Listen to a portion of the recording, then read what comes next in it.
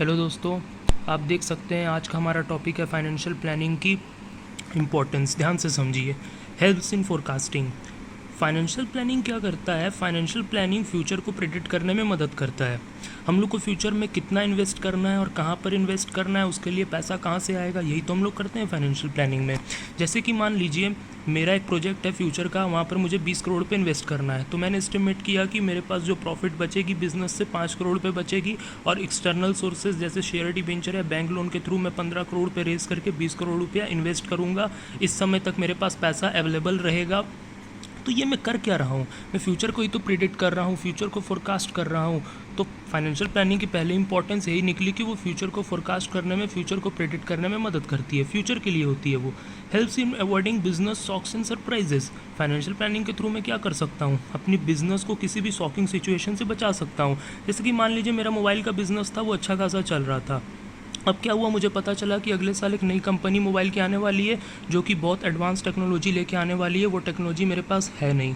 तो मैं क्या करूँगा? खुद को प्रिपेयर करना पहले ही स्टार्ट कर दूंगा फाइनेंशियल प्लानिंग के थ्रू। रिसर्च को पैसे दे दूंगा, उस सॉफ्टवेयर पर काम करने के लिए रिसर्च डिपार्टमेंट को पैसे दे दूंगा, प्रोडक्शन डिपार्टमेंट, मार्केटिंग डिपार्टमेंट को प्रोडक्शन करने के लिए और मार्केटिंग करने के लिए पैसे दे दूंगा, और खुद को प्रिपेयर कर लूँगा उस शॉकिंग सिचुएशन से बचने के लिए। अपनी कंपनी को प्रिपेयर कर लूँगा और मेरी कंपनी आराम से उसके साथ कम्पीट कर पाएगी उस समय। तो ये चीज़ भी कब पॉसिबल है? जब आप एक अच्छी फाइनेंशियल प्लानिंग करके रखेंगे तब। नेक्स्ट पॉइंट क्या है? Helps in coordinating various business function. Financial planning के थ्रू हम लोग बहुत सारे बिजनेस फंक्शंस को कोऑर्डिनेट कर सकते हैं। कहने का क्या मतलब है? देखिए, एक बिज़नेस में बहुत सारे डिपार्टमेंट होते हैं। जैसे मार्केटिंग डिपार्टमेंट होता है, प्रोडक्शन डिपार्टमेंट होता है, या फिर रिसर्च एंड डेवलपमेंट डिपार्टमेंट होता है। तो साल के शुरू में सबकी सारे सारे डिपार्टमेंट्स के हेड की क्या होती है? मीटिंग होती है, और मीटिंग में डिसाइड होता है कि इस साल किसको कितना पैसा मिलेगा। एक तरीके का बजट डिसाइड होता है। तो सबको अपना अपना पैसा मिल जाता है और उस पैसे के हिसाब से वो साल भर काम करते हैं। ऐसा नहीं है कि कोई किसी का पैसा ले लेगा, कोई ज़्यादा कोई कम ले लेगा। इस तरीके से काम नहीं होता है। तो इस तरीके से सारे फंक्शंस में कोऑर्डिनेशन रहता है पूरे साल। Helps in reducing waste duplication of efforts. क्या होता है?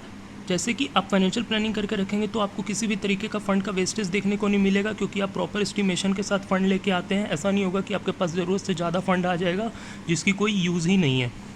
दूसरी बात, डुप्लीकेशन नहीं होगा। फंक्शंस में डुप्लीकेशन क्यों नहीं होगा?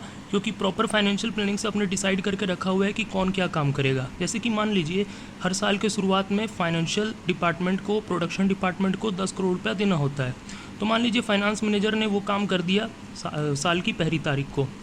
अब वाइस फाइनेंशियल मैनेजर आया, उससे नीचे पोस्ट वाला फाइनेंशियल मैनेजर आया, उसने क्या किया? उसने भी आके ये काम कर दिया। तो ये डुप्लीकेसी हो जाएगी अगर आप फाइनेंशियल प्लानिंग नहीं करके रखते हो तो। और अगर आप प्रॉपर फाइनेंशियल प्लानिंग करके रखेंगे तो सबको पता रहेगा कि किसे कौन सा काम करना है। तो डुप्लीकेसी वाला काम कभी होगा ही नहीं। Link the present with future बहुत इजी पॉइंट है। आप फाइनेंशियल प्लानिंग को प्रेजेंट में करते हैं, फ्यूचर के लिए डिसाइड करते हैं कि आपको क्या करना है। तो ये प्रेजेंट को फ्यूचर से ही तो लिंक किया जा रहा है। सिंपल सा पॉइंट था। Providing a link between investment and financing decision. ये लिंक ही तो है इन्वेस्टमेंट डिसीजन और फाइनेंसिंग डिसीजन की। आप ये सोचते हैं कि मुझे कहाँ पर इन्वेस्टमेंट करना है फ्यूचर में, और ये सोचते हैं कि उसके लिए पैसा कहाँ से आएगा। सिंपल सा पॉइंट था। मैंने पहले टॉपिक पे मैंने इस टॉपिक के शुरुआत में ही बता दिया था। Serves as control technique. मैंने आपको बताया है कि जब फाइनेंशियल प्लानिंग हम लोग करते हैं तो पूरे साल का एक बजट बन जाता है कि इस डिपार्टमेंट को इतना खर्चा करना है, इस डिपार्टमेंट को इतना खर्चा करना है। तो मान लीजिए प्रोडक्शन डिपार्टमेंट को इस साल 12 करोड़ रुपया मिला था खर्चा करने के लिए। तो हर मंथ उसे कितना खर्चा करना है? 1 करोड़। लेकिन मैं ये देख रहा हूँ कि वो ज़्यादा 1 करोड़ नहीं 2 करोड़ उसका मंथली खर्चा जा रहा है। तो ऐसा क्यों हो रहा है? ये गड़बड़ क्यों हो रही है? इस चीज़ को हम लोग आराम से कंट्रोल कर पाएंगे और ठीक कर पाएंगे। तो एक तरीके से बजट बन जाता है और कंट्रोलिंग आराम से हो पाती है हर एक डिपार्टमेंट के ऊपर फाइनेंशियल प्लानिंग के कारण। तो ये था आज का हमारा topic, financial planning. Next video में हम लोग नेक्स्ट टॉपिक स्टार्ट करेंगे। आज के लिए इतना ही। Thank you. Please like and subscribe my channel.